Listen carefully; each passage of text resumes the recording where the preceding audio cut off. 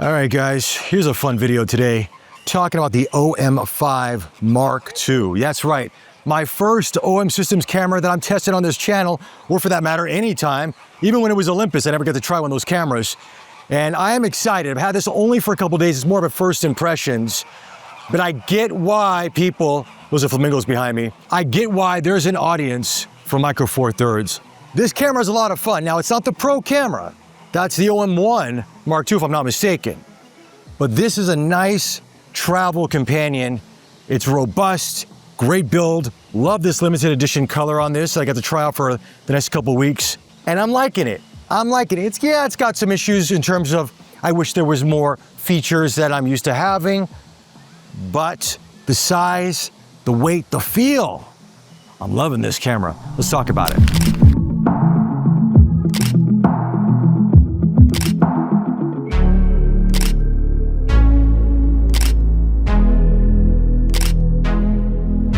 All right, going somewhere a little bit more quieter here to talk about the specs inside of this. Now, from what I understand from the forums and the websites that everybody's been asking for, USB-C charging, is it in this camera? The answer is yes. Headphone jack, no, but you can do it via USB-C if you want to do that as well. In terms of the other upgrades to this, I think that they say better enhanced autofocusing, but there is no animal detection, car detection, subject detection outside of people. It's still the same as the OM-5 from what I understand. They say the autofocusing has been improved. I haven't tried an OM-5 to tell you the difference, but I would say it's pretty responsive. I mean, this is a phase detect system. I understand there's more crosshair types and all that kind of stuff, but it looks and it performs relatively well. Look, I'm not expecting this to be a pro camera. I believe that's the OM-1 Mark II. This is more of a sort of a lifestyle camera, sort of like a traveling camera that you want to go out to on a trip, hiking, you want something lightweight, robust, weather resistant, you know what I mean? Looks cool with this limited edition color. Look at that color. That color is awesome. But with that said, it's going to have some missing features, and subject detection is one of them. Now, I'm here at the bird park. I am missing it, but I will tell you, the autofocus here for the most part is pretty accurate. If I'm, directing my camera towards the bird, it pretty much grabs it. Now, in terms of birds in flight, I'm trying, but again, I have a 14 to 150 f 4 to 5.6. It's a kit lens, so this might not be the optimal lens for birding or for, maximum wildlife photography, but it'll do the job for the most part. You'll see some of the sample images throughout this video. But this is a first impressions, guys. I just want to let you know this. I've literally had the camera for 48 hours at the time of this recording, and I haven't had a lot of chance to really take it through its paces. So I have it for a couple weeks. I'll probably do a follow-up video, but these are just my first impressions of the camera. What it's like to use for the first time someone's ever used a Micro Four Thirds camera this size and this kind of quality. So let's have some fun and let's try it out.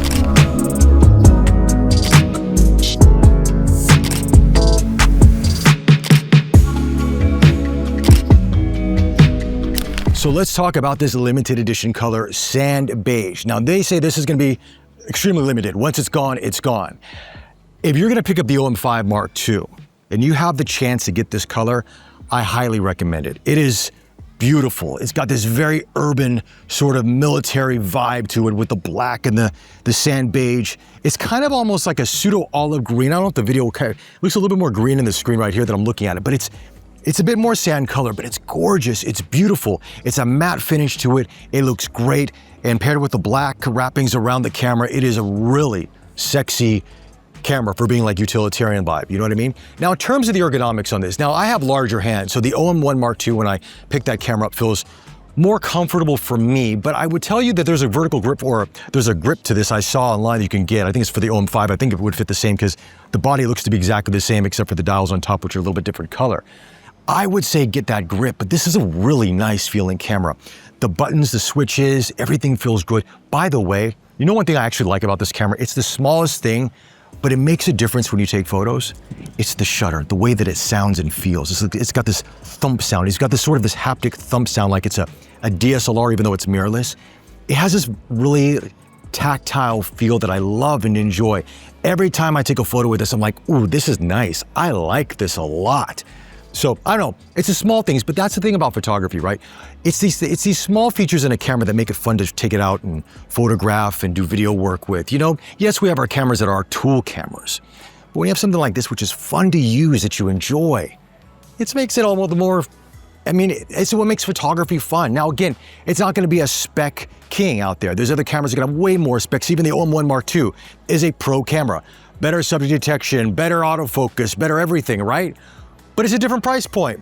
And it's a bigger camera for some people. This is gonna be that lifestyle camera that you're gonna take out to the zoo where I'm at right now, bring this with you with the right lens, you're gonna get some really nice shots as you're seeing from some of the samples in the video. Again, these are just samples. I've been here, I've literally had the camera 48 hours as I mentioned, but I'm really enjoying what this has to offer. Anyway, let's walk around more and we'll talk more about the menu system and what else it's like to use. So let's talk about the menu system inside this. It is the updated menu. So I know a lot of you were complaining about the previous menu, which was a bit older and dated. I saw those graphics. This is the updated one. Very intuitive, very easy to find stuff. You also have this CP button so you can get to your high resolution mode, your ND filters, all that stuff. It's very intuitive. I have to give it to OM Systems. I mean, again, first time trying this camera.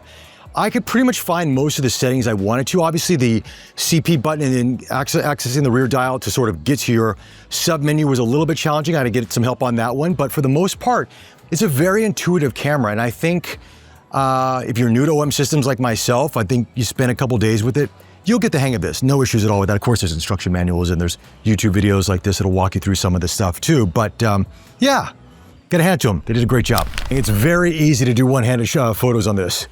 This is actually quite cool. I haven't done this with a camera like this before because everything I've tested is quite large in size. I mean, respectively, full frame, APS-C. But Micro Four Thirds, I can see it. I can see the attraction. I can see why people gravitate towards it. Yeah, this is cool, man. I'm liking this. Again, I wish I had better glass, but look, this is a first impressions. I've never tried this before, so yeah.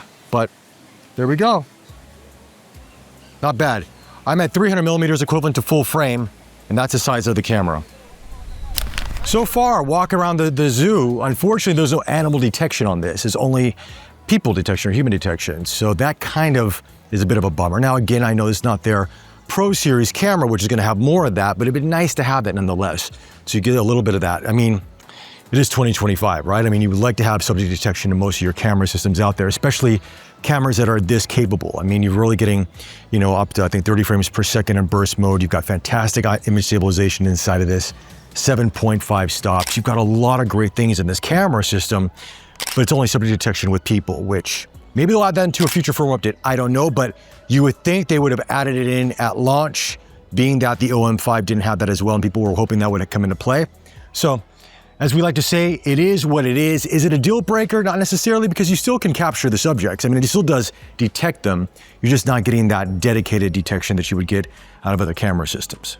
So in terms of video, you have now unlimited 4K recording. You do not get up to 4K 60, unfortunately. Up to 4K 30 is the max you're gonna go with this, but you have your cinema profiles in this to kind of give you a different look. You can shoot in log as well. It is still 8-bit from what I understand. I don't know if log is 10-bit. I'm a little bit confused on that.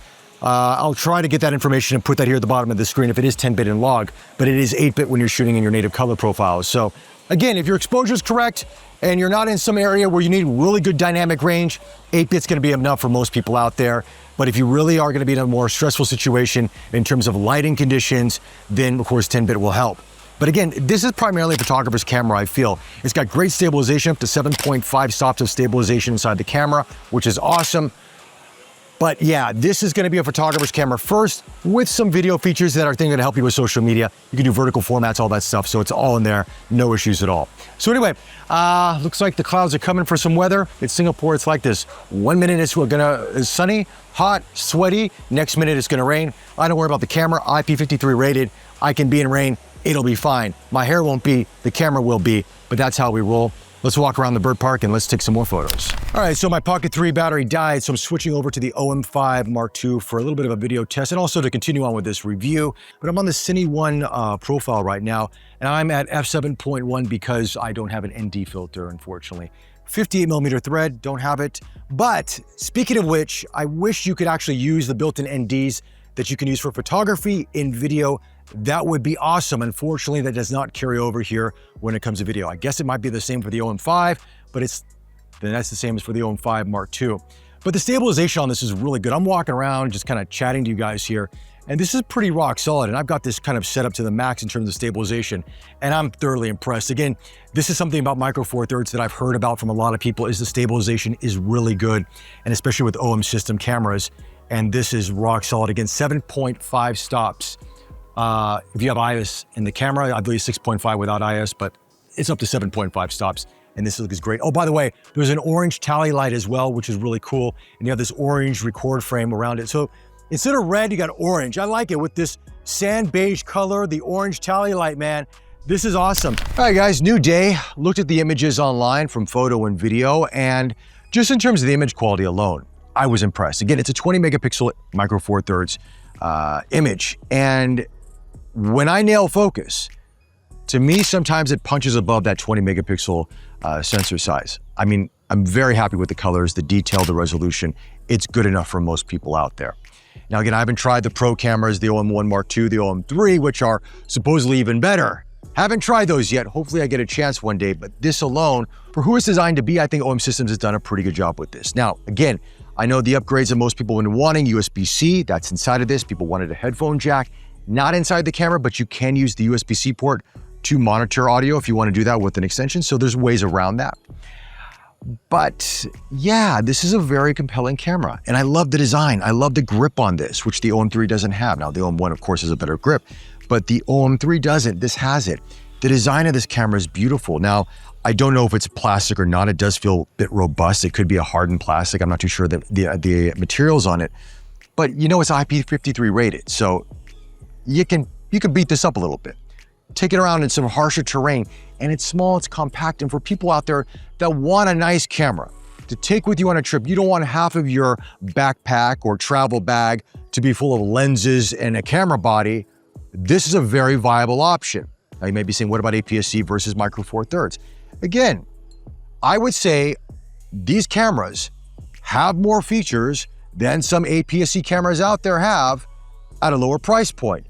Like, you've got high resolution mode on this, you've got fantastic stabilization, you've got Pro Capture, you've got ND filters inside of this, you've got decent video spec. With that said, I'm gonna have this for maybe another week or so more. I'm gonna take it through its paces. When I get access to the raw files, because I can only see JPEG only, I will play around a few more features, and maybe I get to try some different lenses. I'll ask about that, not too sure, but I'll see if I can get some, some faster primes and maybe some Pro Glass to see how this performs with that and see how it fares. But so far, I like what this has to offer. And this color is wickedly cool. Just saying. Anyway, guys, those are my initial thoughts on the OM-5 Mark II. Let me know your thoughts in the comment section below. Any questions, I'll try to answer them for you. Like always, like, subscribe. Thank you for the support, and I'll chat to you all very, very soon.